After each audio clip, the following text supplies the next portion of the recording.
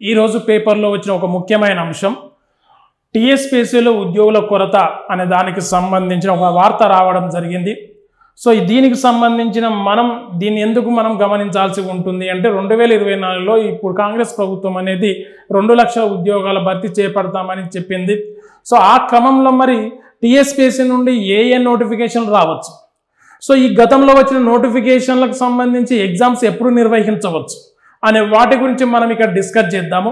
అంటే దానికంటే ముందుగా ఇక్కడ ఉద్యోగుల కొరత అనే అంశం ఏ విధంగా వచ్చింది అని తీసుకున్నట్టయితే వాస్తవానికి తెలంగాణ ఏర్పడిన తర్వాత ఉద్యోగ ప్రక్రియకు సంబంధించి ఒక రాజ్యాంగబద్ధ సంస్థ, స్వతంత్ర సంస్థ అనేది ఉండాలి కాబట్టి ప్రతి రాష్ట్రంలో అలా మనకి ఈ టీఎస్పీఎస్సీ అనేది ఏర్పాటైంది. సో ఆ టీఎస్పీఎస్సీని లేదా టీఎస్పీఎస్సీ చైర్పర్సన్ కానీ అక్కడ ఉన్న సభ్యుల్ని కానీ ఎవరు నియమిస్తారంటే సో ఇక్కడ గవర్నర్ నియమిస్తారు. దానికి సంబంధించి టీఎస్పీఎస్సీ నిర్వహణ అంటే భారతదేశంలో ఉన్న రాష్ట్రాల్లో రాష్ట్ర స్థాయిలో ఈ పబ్లిక్ సర్వీస్ కమిషన్ల సంబంధించిన నిబంధనలు అంటే ఏ విధంగా ఎవరు ఏర్పాటు చేస్తారు, సో సభ్యులు అంటే చైర్పర్సన్ సభ్యుల్ని ఏ విధంగా నియమిస్తారు, ఎలా తొలగిస్తారు దానికి సంబంధించి రాజ్యాంగంలో ఎక్కడ ప్రస్తావించబడింది అనేది కూడా మనకి పోటీ పరీక్షల పరంగా ఇంపార్టెంట్ కాబట్టి మరి ఇక్కడ మనం గమనించినట్టయితే సో ఈ స్టేట్ పబ్లిక్ సర్వీస్ కమిషన్స్ ఏవైతే ఉన్నాయో స్టేట్స్ పబ్లిక్ సర్వీస్ కమిషన్లకు సంబంధించి రాజ్యాంగంలో ఇండియన్ కాన్స్టిట్యూషన్లో 315 నుండి 323 నిబంధనలు వీటికి సంబంధించి ప్రస్తావిస్తాయి. ఓకే, ఇది ఎగ్జామ్ పాయింట్ ఆఫ్ వ్యూలో కూడా అడగచ్చు, ఎందుకంటే ఇటీవల మనకు ఈ టీఎస్పీఎస్సీ అనేది చాలా వైరల్ అయిపోయింది కాబట్టి అలాంటి సందర్భంలో మనకి నెక్స్ట్ రాబోయే ఎగ్జామ్లో ఈ క్వశ్చన్ అడగడానికి అవకాశం ఉంటుంది ఇండియన్ పాలిటీలో పరంగా. ఓకేనా, సో కాబట్టి ఏ నిబంధనలు స్టేట్ పబ్లిక్ సర్వీస్ కమిషన్లో లేదా పబ్లిక్ సర్వీస్ కమిషన్ల గురించి ప్రస్తావిస్తున్నాయి అంటే సో 315 నుండి 327 నిబంధనలను గుర్తుపెట్టుకోండి. అదేవిధంగా రాజ్యాంగంలో ఏ భాగంలో ఈ స్టేట్ పబ్లిక్ సర్వీస్ కమిషన్ల ప్రస్తావన ఉంది అని తీసుకున్నట్టయితే ఇక్కడ 15వ భాగములో ఇక్కడ మనకు ఈ స్టేట్ పబ్లిక్ సర్వీస్ కమిషన్ల గురించి ఉన్నది. ఓకేనా, రాజ్యాంగంలోని 15వ భాగంలో 14వ భాగంలో తీసుకున్నట్టయితే 15వ భాగం కదా, 14వ రాజ్యాంగంలో 14వ భాగంలో సో ఇక్కడ ఈ స్టేట్ పబ్లిక్ సర్వీస్ కమిషన్ల ప్రస్తావన అనేది ఉన్నది. ఇది గుర్తుపెట్టుకోండి. సో గుర్తుపెట్టుకునే క్రమంలో మరి ఇప్పుడు ప్రస్తుత పరిస్థితి ఏంటి మరి, ఎందుకంటే టీఎస్పీఎస్సీకి చైర్మన్ లేరు, సభ్యులు లేరు, ఉద్యోగులు మాత్రమే ఉన్నారు. మరి ఆ ఉద్యోగులు పూర్తి స్థాయిలో ఉన్నారా? సరే, ఇక్కడ చైర్మన్ అంటే గవర్నర్, ప్రభుత్వ సలహా మేరకు గవర్నర్ నియమిస్తారు సభ్యుల్ని, చైర్మన్. సో తొలగించే ప్రక్రియ సో చైర్మన్ మీద సభ్యుల మీద ఏమైనా ఆరోపణలు వచ్చినప్పుడు రాష్ట్రపతి గారు తొలగిస్తారు. అది విషయం మనకు తెలుసు, మీకు తెలుసు ఇండియన్ పాలిటీ పరంగా. సరే, దాన్ని నేను ఎక్కువ డీటెయిల్గా ఇక్కడ చెప్పదలుచుకోలేదు. కానీ ఇక్కడ ప్రస్తుతమైన పరిస్థితి మరి ఏంటి అని తీసుకున్నట్టు, ఎందుకంటే లక్షల మంది నిరుద్యోగులు టీఎస్పీఎస్సీలో ఏం జరగబోతుంది, ఏం జరుగుతుంది, మన పరిస్థితి ఏంది అనే ఒక ఆందోళనలో ఉన్నారు కాబట్టి టీఎస్పీఎస్సీ ప్రాపర్గా పనిచేస్తే నోటిఫికేషన్లు వస్తాయి, సో వాళ్ళు మంచిగా ప్రిపేర్ అవ్వచ్చు, జాబ్లు కొట్టచ్చు అనే ఉద్దేశంలో ఉన్నారు. కాబట్టి ఇక్కడ నియమించే సంస్థనే ప్రాపర్గా లేదు కాబట్టి వాళ్ళు ప్రిపేర్ అయ్యే విధానం కూడా ఇక్కడ ఆపివేయడం జరిగింది, లేదా ప్రిపరేషన్ తగ్గించడం జరిగింది, డైలామాలో ఉన్నారు. సో అలాంటి సందర్భంలో దీని గురించి తెలుసుకోవాల్సిన అవసరం కూడా అభ్యర్థులకు ఉంటుంది. కాబట్టి సో ఇక్కడ అసలు తెలంగాణ రాష్ట్రం ఏర్పడిన తర్వాత టీఎస్పీఎస్సీలో ఎంతమంది సభ్యులతో ఈ టీఎస్పీఎస్సీని ఏర్పాటు చేశారు ఉమ్మడి ఆంధ్రప్రదేశ్ నుండి తీసుకున్నట్టయితే వాస్తవానికి ఇక్కడ ఏపీపీఎస్సీ నుండి ఏర్పడిన క్రమంలో 114 మందిని టీఎస్పీఎస్సీకి కేటాయించారు. 114 మందిని కేటాయించారు. సో దాంట్లో అయితే ఆ 114 మందిలో మొత్తం వచ్చారంటే 114 మంది ఇక్కడ రాలేదు. ఎంతమంది టీఎస్పీఎస్సీకి అలాట్ అయ్యారంటే 106 మెంబర్స్ అలాట్ అయ్యారు. ఈ 106లో దీంట్లో 20 మంది అవుట్సోర్సింగ్ ఎంప్లాయీస్, పర్మనెంట్ ఎంప్లాయీస్ కాదు, 20 మంది. సో 20 మంది ఇలా ఈ విధంగా తీసుకున్నట్టయితే కంప్లీట్గా మనకు ఓవరాల్గా తీసుకున్నట్టయితే అప్పుడు 126 మెంబర్స్తో ఏర్పాటైంది మొత్తం మీద. సరే, మరి ఎంత ఉండాలండి? 127 మంది ఏర్పాటైతే, కానీ 127 మందితో ఒక రాజ్యాంగబద్ధ సంస్థ, ఒక ఉద్యోగ నియామక సంస్థ పనిచేస్తుందంటే చేయదు. దానికి మినిమం ఎక్కువ మంది ఉండాలి అని, ఎంతమంది ఉండాలని దాని మీద కమిటీ కూడా వేశారు. ఆ కమిటీ పేరు ఏంటంటే వీరభద్రయ్య కమిటీ అనేది ఒక కమిటీ వేయడం జరిగింది. ఇక్కడ వీరభద్రయ్య కమిటీ వేశారు.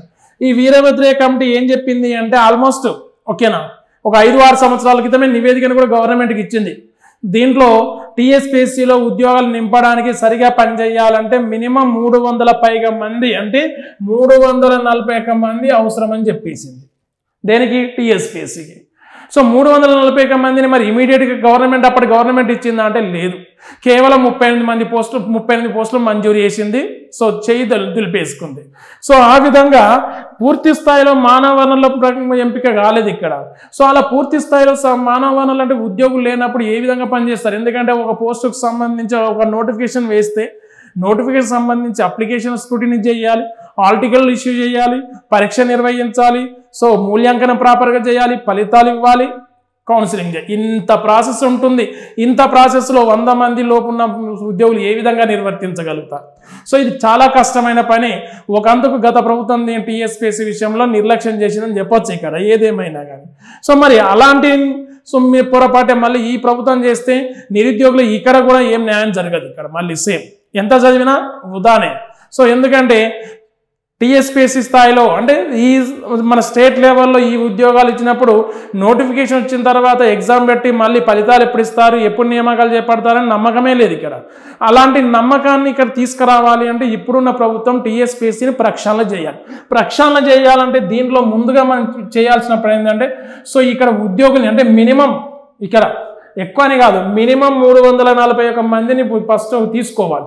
దాంట్లో ఆల్రెడీ కొంతమంది ఉన్నారు కాబట్టి సో అట్లీస్ట్ ఒక 200 పోస్టులు ఇక్కడ మనం మంజూరు చేయాలి. ఓకేనా? 200 పోస్టులు సో 176 నుండి 200 పోస్టులు 176 నుండి 200 పోస్టులని ఇమీడియట్గా టీఎస్పీఎస్సీలు భర్తీ చేయాలి. అది మొదటి మెట్టు. రెండో మెట్టు ఏంటంటే సో ఇక్కడ ప్రభుత్వానికి అంటే రాజకీయ నాయకుల ఇన్వాల్వ్మెంట్ లేకుండా చైర్మన్ నియామకం, సభ్యుల నియామకం జరగాలి. సో ఇవి జరిగిన తర్వాత ఏంటి అంటే కంప్లీట్గా కంపల్సరీగా ఎగ్జామినేషన్ అంటే మనకు సో యూపీఎస్సీ తరహాలో కంట్రోలర్ ఆఫ్ ఎగ్జామినేషన్స్ ఏర్పాటు చేయాలి. ఒక కంట్రోలర్ని ఏర్పాటు చేయాలి. సో ఆ విధంగా ఈ కంపల్సరీ ఉండాలి. ఎందుకంటే పరీక్షలు ఎగ్జామ్స్ ఏ విధంగా నిర్వహిస్తున్నారో దాని మీద పర్యవేక్షణ సూపర్విజన్ ఇంపార్టెంట్ కాబట్టి అలాంటి ఒక పోస్ట్ని క్రియేట్ చేయాలి. తర్వాత ఒక లీగల్ సెల్ని క్రియేట్ చేయాలి. ఎందుకంటే ఒక నోటిఫికేషన్ వస్తే సో ఇప్పుడున్న అభ్యర్థులకి చాలా రకాల డౌట్స్ ఉంటాయి. ఆ డౌట్స్ క్లారిఫై కానప్పుడు కంపల్సరీ కోర్టుకు వెళ్తుంటారు, న్యాయస్థానాన్ని ఆశ్రయిస్తుంటారు. మరి అలాంటి సందర్భంలో ఈ లీగల్ సెల్ పర్ఫెక్ట్గా పక్కాగా పనిచేసేటట్టు ఒక లీగల్ సెల్ని ఏర్పాటు చేయాలి. కంపల్సరీ ఏర్పాటు చేసుకోవాలి. అలా ఏర్పాటు చేసుకుంటేనే సో ఇక్కడ ఈ టీఎస్పీఎస్ అనేది ప్రాపర్గా పనిచేయగలుగుతుంది. సో కాబట్టి ఉద్యోగులు సంపూర్ణంగా ఉద్యోగులు ఉండాలి. ఓకే, చైర్మన్ అండ్ సభ్యులు ఓకే పూర్తి స్థాయిలో పనిచేయగలగాలి, పారదర్శకంగా ఉండాలి, ఎలాంటి ప్రలోభాలకి తలొగ్గకుండా ఉండాలి. నెక్స్ట్ లీగల్ సెల్ అనేది అంటే సమస్యలు వచ్చినప్పుడు వాటిని ఇన్స్టాంట్గా పరిష్కరించే ఒక లీగల్ సెల్ అనేది ఉండాలి. సో ఇవన్నీ ఇక్కడ ప్రభుత్వం అనేది ఇలా టీఎస్పీఎస్సీని పగడ్బందీగా పటిష్టంగా చేస్తే ఈ 2024లో ఏ నోటిఫికేషన్ ఇచ్చినా కానీ ఎలాంటి న్యాయపరమైన చిక్కులు, న్యాయపరమైన సమస్యలు రావు. ఎవరైతే అభ్యర్థులు ఎందుకంటే అందరూ common people okay middle class ఫ్యామిలీస్లో ఉన్న నిరుద్యోగులు లేదా పూర్ పీపులే ప్రిపేర్ అవుతుంటారు. ఉద్యోగం కొట్టి మంచిగా సెటిల్ అవ్వాలని ఆశతోనే సో ఇక్కడ ప్రిపేర్ అవుతారు. ఆ ప్రిపరేషన్కు సరే ఎంత చాలా ఆర్థికంగా చాలా ఖర్చు అవుతుంది, టైం వృధా అవుతుంది, అనేక రకాల ఇబ్బందులు ఉంటాయి. మరి ఇబ్బందులను ఎదుర్కొని చదువుతున్నారంటే జీవితంలో సెటిల్ అవ్వాలని ఆశతో చదువుతారు. కానీ అలాంటి ఆశలను ఇక్కడ సో ఇలాంటి పబ్లిక్ సర్వీస్ కమిషన్లో అడియాసలు చేసినప్పుడు ఓకే నిరుద్యోగులు ఒక రకమైన నిరాసక్తి ఓకే విరక్తి ఇవన్నీ వస్తుంటాయి. ఇవన్నీ మనం ఇటీవల సో మనకి కాలంలో మనం గమనించాం. కాబట్టి మళ్ళీ ఈ ప్రభుత్వం అనేది నిరుద్యోగుల విషయంలో ఎందుకంటే ప్రభుత్వం పడిపోవడానికి ప్రభుత్వం మారడానికి ఇక్కడ కంప్లీట్గా కారణమైన వారు ఏంటంటే నిరుద్యోగులే. ఓకే నిరుద్యోగులకు ఆవేశం వస్తే ఏ విధంగా ఉంటుందో మనం చూసాం. కాబట్టి మళ్ళీ ప్రభుత్వం ఏంటంటే నిరుద్యోగుల విషయంలో 100% న్యాయం చేయాలి. ఓకే, మీరు వేసే నోటిఫికేషన్లో పర్ఫెక్ట్గా సో మీరు న్యాయం చేయండి. ఎట్టి పరిస్థితుల్లో నోటిఫికేషన్ డిలే చేయొద్దు, నియామక ప్రక్రియ డిలే చేయొద్దు. సో అలా మనకి దానికి సంబంధించిన న్యూస్ ఇక్కడ వచ్చింది. అయితే ఇంకొక అంశం ఏంటి, మనం చూడాల్సిన అంశం ఏంటి అంటే ఇక్కడ ఈ ప్రక్షాళనలో భాగంగా ఓకే నిన్నటి రోజు మన రాష్ట్ర ముఖ్యమంత్రి గారు అండ్ మంత్రులు అధికారులు సో ఢిల్లీలో చాలామంది కేంద్ర మంత్రుల్ని కలవడం జరిగింది. ఎందుకంటే రాష్ట్రానికి సంబంధించిన సమస్యలను విన్నవించుకోవడంలో దాంట్లో పాలమూరు రంగారెడ్డి ఎత్తిపోతల పథకం అనేది చాలా ప్రధానంగా ఉంది. జాతీయ హోదా కల్పించాలని చెప్పారు. అండ్ ఇంకొకటి ఐపీఎస్లను సో ఇంకా రాష్ట్రానికి ఇంకెక్కువ సంఖ్యలో బదిలీ చేయాలని చెప్పారు.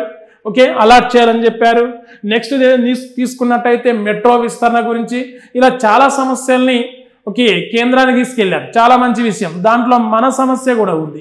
మన సమస్య అంటే ఏంటిది, టీఎస్పీకి సంబంధించింది, నిరుద్యోగులకు సంబంధించిన సమస్య. ఈ టీఎస్పీకి సంబంధించి మరి ఏ విధంగా ఇక్కడ సో మనం ముందుకెళ్లాలనే ఉద్దేశంతో ఈ రోజు అనగా శుక్రవారం రోజు యూపీఎస్సీ చైర్పర్సన్ మనోజ్ సోనితో ఇక్కడ సమావేశం అవ్వడం జరుగుతుంది. ఓకే, మనోజ్ సోనితో అంటే యూపీఎస్సీ విధానం, యూపీఎస్సీ ఏ విధంగా పనిచేస్తుంది, అలాంటి విధానమే టీఎస్పీఎస్సీలు అవలంబించేటట్టు చేయాలనే ఉద్దేశంతో అక్కడ కూడా వాళ్ళ అభిప్రాయాలను తీసుకోవడం జరుగుతుంది. కాబట్టి ఇవి మనము అంటే ఈ టీఎస్పీఎస్సీ నుండి విడుదలవుతున్న ఉద్యోగాల కోసం ఎవరైతే ప్రిపేర్ అవుతున్నారో వాళ్ళ కొంతవరకు ఇది ఓకే హ్యాపీ న్యూస్ అని చెప్పొచ్చు. అంటే కొంత కదలికలు, కొంత మూమెంట్ వచ్చింది. కాబట్టి ఈ మూమెంట్ మనం తీసుకొని ఏం చేయాలి అంటే మన ప్రిపరేషన్ కొనసాగించాలి. గతంలో జరిగింది, మళ్ళొకసారి జరుగుతుంది. సో మనం ఎప్పుడైనా కానీ అలా అపోహ పడద్దు. అలాంటి అపోహలు మనం మన దగ్గరికి రానివ్వద్దు, ఆ రూమర్స్ను పట్టించుకోవద్దు. ఓకే, కాబట్టి మన ప్రిపరేషన్ మనం పర్ఫెక్ట్గా చేయాలి. ఎందుకంటే సిలబస్ చాలా ఉంది. ఇక్కడ చాలా పేపర్ ఏ విధంగా అడుగుతున్నారో మీరు ఆల్రెడీ మనం 2023-22లో మీరు చూశారు. సో కాబట్టి అలాంటి పేపర్ను మనం ఫేస్ చేయాలి. అలాంటి కఠిన స్థాయిని మనం ఫేస్ చేయాలంటే మనం సబ్జెక్టు మీద సో మ్యాక్సిమం గ్రిప్ తెచ్చుకుంటే సబ్జెక్ట్ను పర్ఫెక్ట్గా మనం చదివితే ఆటోమేటిక్గా మనం అనుకున్న జాబుని మనం పొందగలగడానికి ఎక్కువ అర్హులవుతాము. సో కాబట్టి అంటే ఇక్కడ నేను చెప్పాల్సిన అవసరం ఏముంది ఈ వీడియోలో అంటే టీఎస్పీఎస్సీ ప్రక్షాళన ఆల్రెడీ మొదలైనట్టే. ఓకే, సో గవర్నమెంట్ తన పని తను చేస్తూ ఉంది. ఇప్పుడు మనం చేయాల్సిన పని ఏంటంటే మన ప్రిపరేషన్, ఆగిపోయిన ప్రిపరేషన్ కొనసాగించడం. బిగినర్స్ అయితే ఓన్లీ నేను గ్రూప్ 2 జాబ్ కొడతాను లేదా గ్రూప్ 1 జాబ్ కొడతాను సో అని ఎవరైతే టార్గెట్కి పెట్టుకున్నారో బిగినర్స్, సో మీరు ప్లాన్ పర్ఫెక్ట్గా ప్రణాళిక వేసుకోండి. ఓకే, సో మెటీరియల్ కలెక్ట్ చేయండి. సో మీరు ప్రిపరేషన్ స్టార్ట్ చేయండి. సరే, ఈరోజు వార్తల్లో వచ్చిన మరొక అంశం ఏంటంటే పోలీసు నియామకాలకు సంబంధించిన అంశం ఒకటి మనకు రావడం జరిగింది. ఎందుకంటే సో ఫలితాలు వచ్చిన తర్వాత కూడా సో ఇక్కడ వాళ్ళకి పోలీస్ కానిస్టేబుల్ ఎస్పెషల్ సివిల్స్ సంబంధించిన వాళ్ళు ఇంకా ఉద్యోగాల్లో చేరలేని పరిస్థితిలో ఉన్నారు. కాబట్టి వాటికి సంబంధించిన పరిస్థితి ఏంటంటే ఆల్మోస్ట్ కోర్టులో ఉన్న అంశం ఏంటంటే క్వశ్చన్లకు సంబంధించి క్వశ్చన్ల ట్రాన్స్లేషన్ సంబంధించిన అంశం కోర్టులో ఉన్నది. సో కోర్టులు నిన్న వచ్చిన తీర్పు ఏంటిదంటే సో ఇది ఓకే మేము పూర్తి స్థాయిలో జడ్జిమెంట్ ఇవ్వలేము, కానీ ఇక్కడ ఏమైతే సమస్య ఉందో సమస్యను మరో రకంగా పరిష్కరిస్తామని చెప్పేసి ఒక కొత్త విధానానికి ఇక్కడ సో స్టార్ట్ చేశారు. విధానం ఏంటిదంటే సాధారణంగా తీసుకున్నట్టయితే సో ఇక్కడ సివిల్ కానిస్టేబుల్ పోస్టులకు నిర్వహించిన రాత పరీక్షలో ప్రశ్నాపత్రాలు తెలుగు తర్జామా లేని 4 ప్రశ్నలను తొలగించాలని కోర్టుకు వెళ్ళడం జరిగింది. ట్రాన్స్లేషన్ లేకపోవడం వల్ల మేము జాబులు కోల్పోయామని చెప్పేసి 4 ప్రశ్నల మీద కోర్టుకు వెళ్ళారు. తర్వాత 4 ప్రశ్నలు కాస్త ఏమైంది అంటే మరో 9 ప్రశ్నలు, 4 ప్రశ్నలు తర్వాత ఇవేమో ట్రాన్స్లేషన్, మరో 9 క్వశ్చన్లేమో సో ప్రాబ్లం ఉన్న సమస్యలు. సో అలా ఓవరాల్గా ఇప్పుడు 13 క్వశ్చన్ల మీద కోర్టు చెప్పిన విషయం ఏంటంటే ఓకేనా యూనివర్సిటీ స్థాయిలో అది కూడా ఉస్మానియా యూనివర్సిటీ ప్రొఫెసర్స్ చే కమిటీ వేసి ఆ కమిటీ ముందు ఈ సమస్యను ఉంచండి అని చెప్పారు. అంటే ఇప్పుడు ప్రభుత్వం ఏం చేయాలి, కోర్టు చెప్పినట్టుగా హైకోర్టు జడ్జిమెంట్ ఎవరైతే చెప్పారు అభినంద్ కుమార్ షావ్లీ గారు అండ్ జస్టిస్ రాజేశ్వరరావు గారు అంటే ఇక్కడ ద్విసభ్య ధర్మాసనం ఇచ్చిన తీర్పు మధ్యంతర తీర్పు వరకు ఇక్కడ ఉస్మానియా యూనివర్సిటీ ప్రొఫెసర్లు వచ్చే కమిటీ వేసి ఆ కమిటీ ముందు ఈ సమస్యను వస్తే వాళ్ళు ఆ ప్రశ్నలు తొలగించాలా లేదా అనేది వాళ్ళు నిర్ణయిస్తారు. వాళ్ళు నిర్ణయించిన తర్వాత అది మళ్ళీ ఏంటంటే కంపల్సరీ ఆ ఫలితాలను ప్రకటించాలి, తర్వాత ప్రక్రియ చేపట్టాలి. కాబట్టి ఆ కమిటీకి నివేదించిన తర్వాత కమిటీ చెప్పినట్టుగానే మనం ఫాలో అవ్వాలని చెప్పారు. సో ఇది కూడా కొంచెం త్వరలోనే సమస్య పరిష్కారం అయ్యే అవకాశం ఉంటుంది. కాబట్టి ఎవరైతే కానిస్టేబుల్ జాబు వచ్చిన వాళ్ళు ఉన్నారో వాళ్ళకి కొంతవరకు హ్యాపీనెస్గా చెప్పొచ్చు. కాబట్టి ఇది ఈరోజు పేపర్లో వచ్చిన అంశం అండి. Okay, thank you very much.